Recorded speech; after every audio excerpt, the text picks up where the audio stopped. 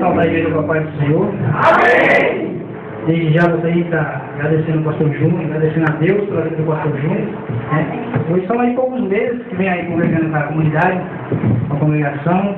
E ali já foi lançado esse convite, agradeço muito a Deus por essa oportunidade de estarmos juntos. Pois agora, quem éramos nós? Devia aí a escolha da sociedade. Pois todavia o Senhor, por sua rica misericórdia e compaixão, nos chamou na graça, e hoje estamos aqui para compartilhar um pouquinho da palavra de Deus. Muito feliz, eu fico, pois esse tema é um tema muito lindo, muito forte. Deus é por nós, quem será contra nós? Romanos 8:31, gostaria de convidar os irmãos para abrir as Bíblias novamente. Pode estar sentado, por favor.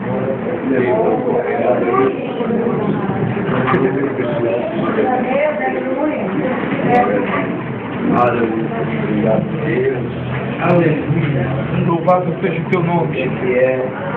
Glória a Deus. Romanos 8:31, todos acharam? Amém.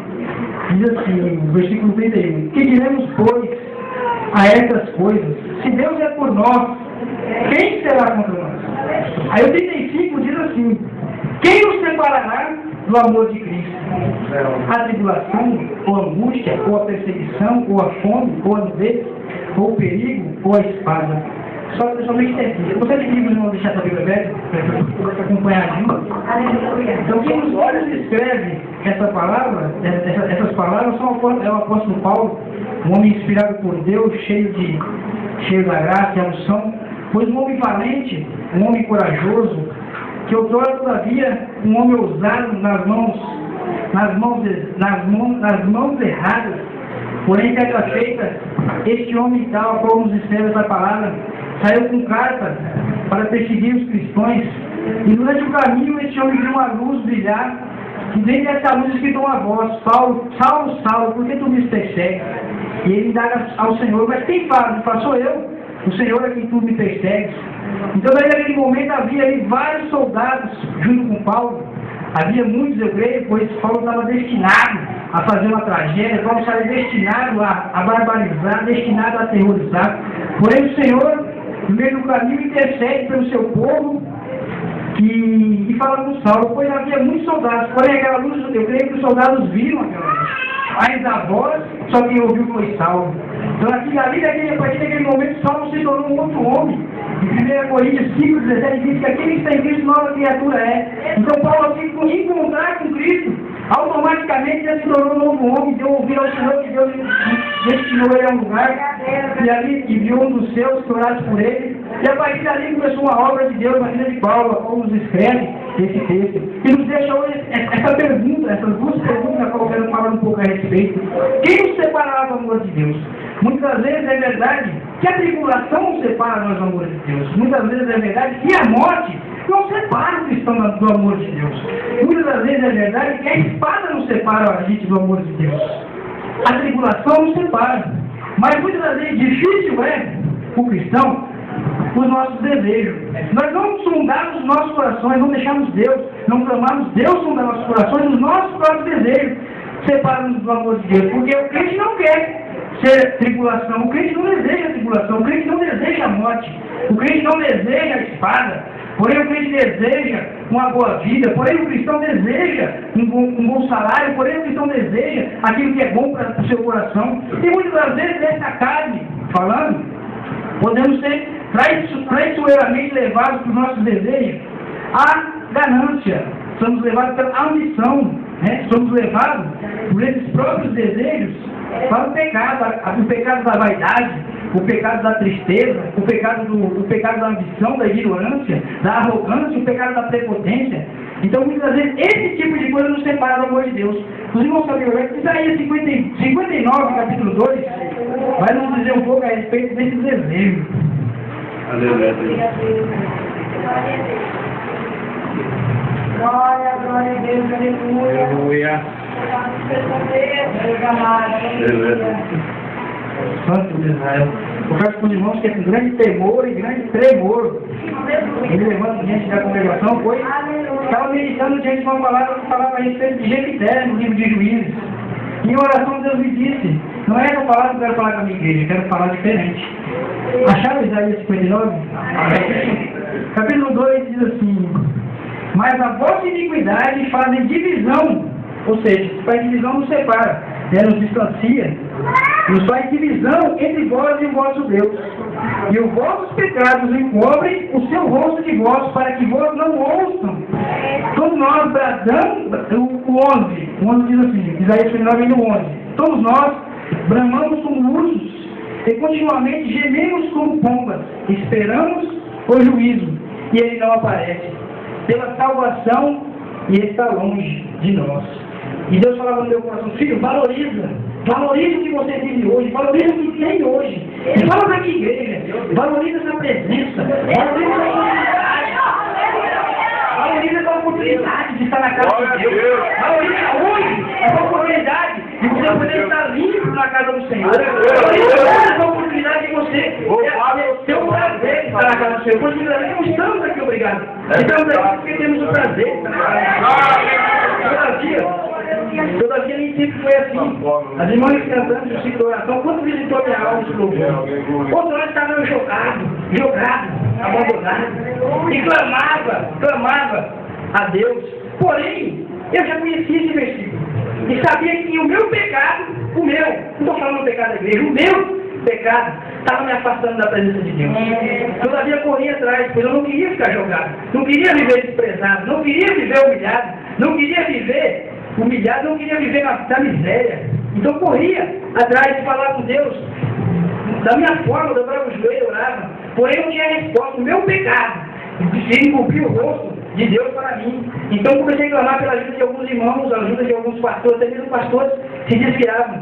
E é onde que eu comecei a lembrar que no livro de 2 Crônicas, capítulo 7, versículo 14, diz: se o meu povo que me chama e me clama pelo meu nome se humilhar e orar, eu ouvirei, e deixarei ser achado de vós, e sararei a sua terra, sararei a sua ferida.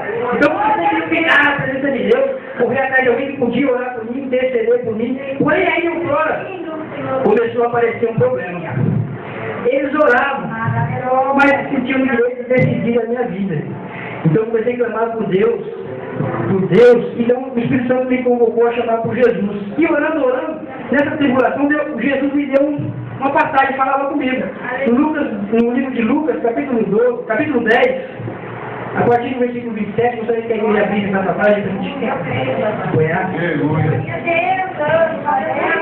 E Deus falava para mim: meu filho, o olhar da igreja está diferente. O olhar da igreja mudou. É bem verdade que Deus é pela igreja. O pecado distancia muitos, onde você hoje está distante. Deus é pela igreja. Mas o que aqueles que Deus é por eles estão fazendo por aqueles que Deus disse em Provérbios, no capítulo 27, se não me engano, versículo 11: livra aqueles que estão destinados à morte e caminham trêmulo para a sepultura. Então Deus falava muito no meu coração. Então me deu essa palavra no livro de Lucas 10, a partir do versículo 27. Aleluia. Amém? Amém. E diz assim: e respondeu ele e disse: amarás o Senhor teu Deus de todo o teu coração, e de toda a tua alma, e de todas as tuas forças, de todo o teu entendimento, e todo o teu entendimento, e ao teu próximo, como a ti mesmo. E disse-lhe: respondeste bem, faz isto e viverás. Ele, porém, querendo justificar-se a si mesmo, disse a Jesus: e quem é o meu próximo? E respondendo Jesus disse: desci o homem de Jerusalém para Jericó, e caiu nas mãos dos salteadores, os quais despojaram, ou seja, roubaram, e espancando-o, se retiraram, deixando-o meio morto.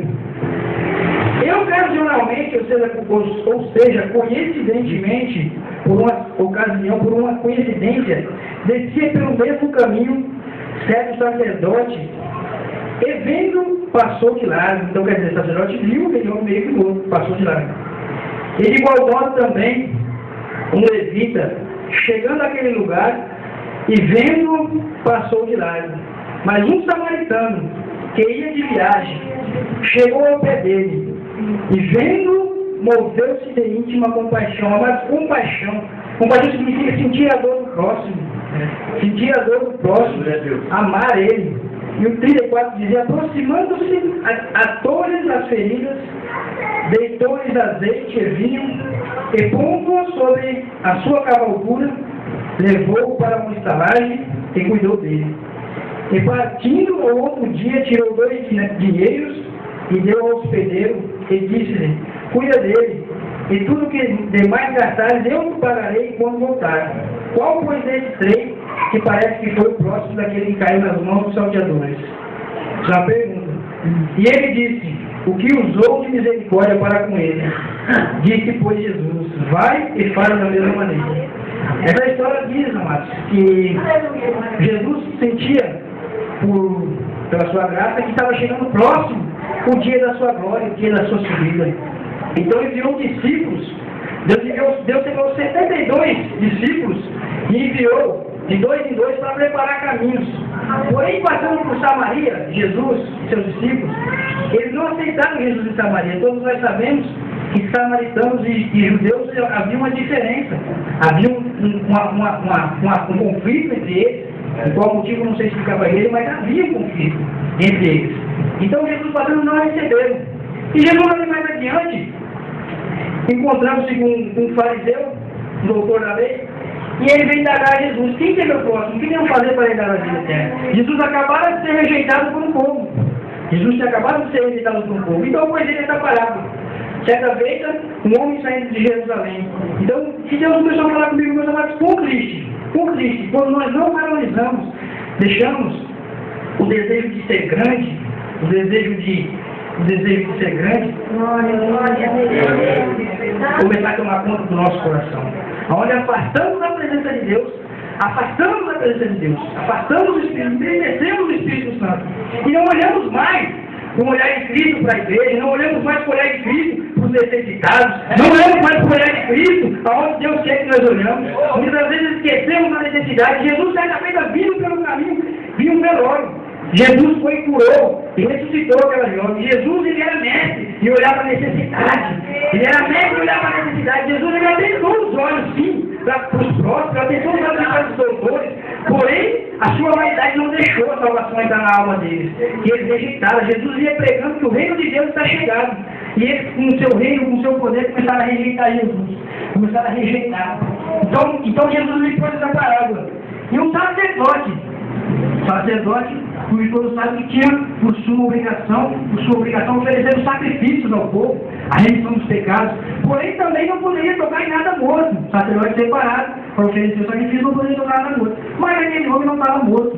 Então ele fez diferença naquele homem. E passando por ali, ele viu a necessidade, ele sabia que ele homem precisava, porém, talvez seja de igual modo, os samaritanos, conhecendo ele, que era samaritano, não estendeu as mãos.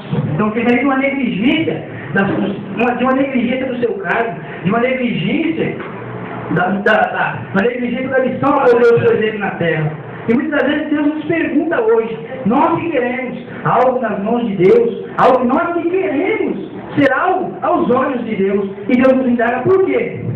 Para quê? O que você vai fazer se eu te der essa campanha que você me pede? O que você vai fazer com aquilo que eu te der? Será que você vai continuar me servindo? Será que você vai deixar a diferença para trás? Será que nós deixaremos a diferença se alcançarmos a vitória? Se alcançarmos a glória de Deus? Se nós alcançarmos o favor imerecido? Será que nós continuaremos? E aquele sumo sacerdote passou um milagre e não ajudou. Mas eu me coloco no lugar daquele caído. Aquele caído quase que morto, tinha acabado de ser roubado, ficou sem as suas coisas de bens. Mas ele caiu ao chão e olhando aquele sacerdote passando. Talvez sabendo ele que era um sacerdote que estava passando. E no coração dele dizia: meu Deus, aquele homem podia me ajudar. Aquele homem podia me ajudar, mas ele não me ajuda. Eu vou morrer, dependendo dele eu vou morrer. E ele passando pelo caminho, ele olhou, ele viu o caído, mas não teve de misericórdia, usar de misericórdia para aquele homem. A Bíblia nos diz em livro de Mateus, capítulo 7, se eu não me engano, versículo 1, não julgueis para que não sejam julgados. E aquele homem passando ele, conhecendo as leis, pois era um sacerdote, julgou aquele homem não merecedor do reino de Deus. Quem somos nós para julgar? Fulano, Beltrano, merecedor ou não do reino de Deus? A Bíblia diz que Deus não faz decisão de pessoas. Deus ama aquele que tem um coração contrito, não rejeita o coração coração quebrantado. É, Então aí o pastor foi embora. De mesma forma veio o levita. De mesma forma veio aquele levita. Estou indo para a casa de Deus. Eu vou adorar o Senhor. Hoje é o dia que eu vou ajudar o povo a entrar na presença de Deus. Então passou aquele homem, cheio daí, ele indo para a casa de Deus. Passou aquele homem, não teve compaixão. De igual modo, virou o rosto, prosseguiu o caminho, deixou caído. E que eu me coloco no lugar daquele homem mais uma vez, olhando para meu Deus, aonde está a tua igreja? Meu Deus, cadê o meu povo que se diz pregador? Cadê o meu povo, meu Deus, que se diz sacerdote? Cadê o meu povo, meu Deus, que pode me ajudar e não ajuda? Senhor, será que ainda existe um homem de Deus aqui nessa terra? Talvez aquele homem indagava. Meu Deus, será que ainda existe o teu amor nessa terra, meu Deus? Será que ainda tem? Senhor da glória, que tem me mostra. Então, de forma que Deus veio, que Deus, eu veio eu em pensamentos, aquele homem falando, Deus em compaixão, enviou o samaritano. Enviou o samaritano, mas o samaritano veio quebrar a diferença, ele veio deixar a diferença para trás. Deus, quando eu meditava nessa palavra, Deus me dizia, Marcos, deixa toda a diferença do orgulho, deixa a diferença da mágoa, deixa a diferença da arrogância, deixa a diferença do status, deixa a diferença da posição social, seja como uma criança nas minhas mãos. O samaritano veio passando por aquele caminho, e vendo ele, aquele homem, moveu-se de íntima compaixão. Aquele homem manifestou nele a presença do Espírito Santo.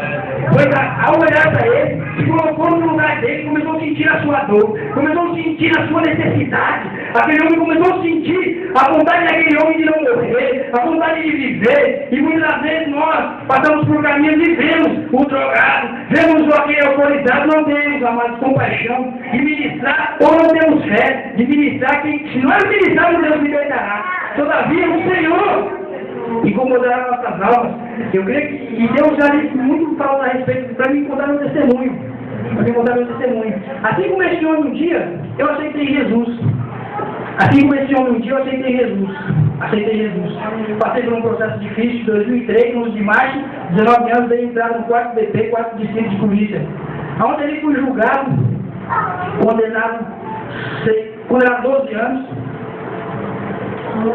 Condenado a 12 anos por cárcere privado, assalto com armada, código de assalto e resistência à prisão. Fui ali condenado a 12 anos. E Deus usou de misericórdia que reduziu para 6. Estou ali dentro desse regime, passei 3 anos e 6 meses, saí e estou resto na rua. Então tive um encontro com Jesus, aqui nessa igreja. Tive um encontro com Jesus, aqui nessa igreja. Conheci a minha esposa, Mariana, através dela, função congregar. Fui ao retiro, um passeio dos jovens. E ali, o pastor Júlio ministrando, né? Deus tocou grandemente na minha alma, aceitei a Jesus. Então comecei um caminho novo a Jerusalém, comecei a trilhar um caminho para a salvação, comecei a trilhar um caminho para a vida eterna, comecei a trilhar um caminho para as coisas de Deus. Porém, outrora, a Bíblia diz que Satanás disse não para roubar, matar e destruir. João 10, 10. E Deus fala que vim para dar vida e vida com abundância. Então, Satanás roubou minha fé, começou a pôr em mim começou a pôr dificuldades em meus caminhos, e aí me distanciei mais uma vez da presença de Deus. Me distanciei da presença de Deus. Porém, agora abandonei o crime, abandonei as práticas criminosas, comecei, né? Só que porém ficou a sequela do vício, pois no crime a gente ganha dinheiro e às vezes você não sabe o que gastar e vai para a balada e ali na influência do mal, não digo de alívio, não foi do mal, influência maligna, né? E eu falo influência maligna porque eu me viciei na cocaína. Então, fiquei viciado durante muito tempo, um aluno terrível, e muitos pastores. Na minha família tem acho que 2 ou 3 pastores, sacerdotes, né? Passavam e julgavam, criticavam, mas não moviam de compaixão.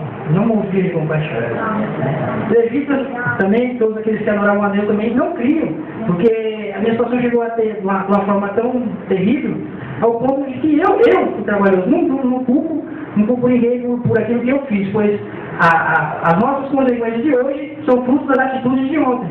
Então, se você está sofrendo alguma coisa hoje, são frutos das atitudes de ontem. Bem quiseres hoje, Bem com ele essa manhã. Mal fizeram hoje, mal foi na manhã. Deus disse lá em Gênesis que da fibra dos arados sua semente de acordo com a sua espécie. Faz bem, faz mal para fazer mal.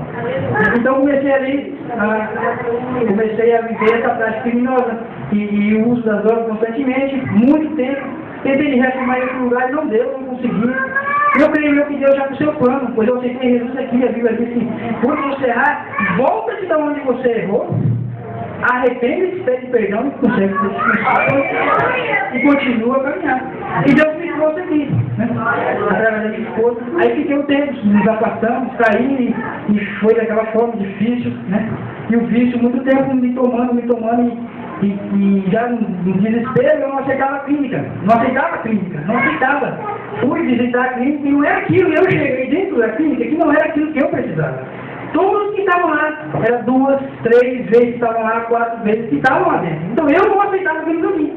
Eu falei, baseado em Marcos 10, 27, que diz assim, disse Deus, para os homens é impossível, e é isso aqui é homem. Para os homens é impossível, mas não para Deus, pois para Deus todas as coisas são possíveis. No livro de Marcos 10, 27. Então me agarrei nesse versículo, mas a barra não foi fácil. Eu achei que seria rápido Deus me curar, me salvar. Quando pelejei ainda, quando sofri, pela descrença, todo mundo já começou a me julgar. Quando eu voltei daqui, todo mundo começou a me julgar. Você não quer nada com nada, você não quer ser curado, você não quer ser melhorado. Então eu estava, visitei muita igreja, muitas igrejas visitei. Então foi um tempo que ficou difícil para todo mundo, e todo mundo começou a se afastar. Há um desprezo tomou conta mais ainda da minha vida, a solidão se encostou na minha vida, ficou difícil, a revolta tomou conta. Aí eu estava errado, mas a revolta tomou conta, então eu comecei a piorar. Quando eu fiquei 3 semanas sem comer, só água, cachaça e droga. Não queria comer, não queria nada. E toda noite dormia com a morte me observando, que eu dormia com a faca, dando facada no guarda-roupa, na cama, querendo se matar, quando não, preocupado por eu namorava a faca e ficar acordando meus braços para meu sangue. Então ali muito difícil e quando ficou mais difícil, que eu falei, eu acho que não vai demais, vai ser meu filho. Então eu ouvi uma voz suave, calma, na minha alma que dizia, filho, ainda que seu pai e a sua mãe te desamparem, todavia eu não te desampararei, assim diz o Senhor. E aí ele não estava contra aquele desejo de se matar, não estava contra aquele desejo de desistir, não estava contra aquele desejo mal, e lembrava que Deus, para ele, tudo é possível. E me agarrava naquela esperança e levantava e buscava Deus. Caía, levantava e buscava Deus. Caía, levantava e buscava Deus. Certa vez, um desconhecido, talvez desconhecido por muitos, um irmão daqui foi me ajudar. Ele levantou uma campanha. Com o primeiro dia de campanha, o irmão levantou. Com o dia de campanha, o adversário levantou, sacudiu, me deixou sozinho de novo. Porém, Deus já tinha entrado. E me deu uma libertação. Eu louvo a Deus por nós. Estou indo para 5 meses congregando aqui, limpo, liberto. E os psiquiatras dizem, a especialidade médica diz que com 12 semanas você está limpo, liberto do vício. Por isso até hoje eu esperei poder dar o testemunho para ter a convicção e a certeza do céu e da medicina, para não ter controvérsias, né? Existe um equilíbrio, né? Vivemos na terra, temos que acompanhar as coisas da terra e cremos na esperança de Deus. Então, baseado nisso, eu esperei até hoje, para poder contar o testemunho, que hoje está indo para 5 meses. Então, aos olhos de Deus, eu estava liberto desde o primeiro dia, e aos olhos da medicina, eu creio que eu estou liberto porque o médico disse com 12 semanas, você não sente mais a abstinência. Então, por 12 semanas são 4 meses. Eu já não senti desde o primeiro dia, mas estou caminhando, buscando a força de Deus, buscando a graça de Deus para poder estar nas mãos. E para mim hoje é um prazer muito grande.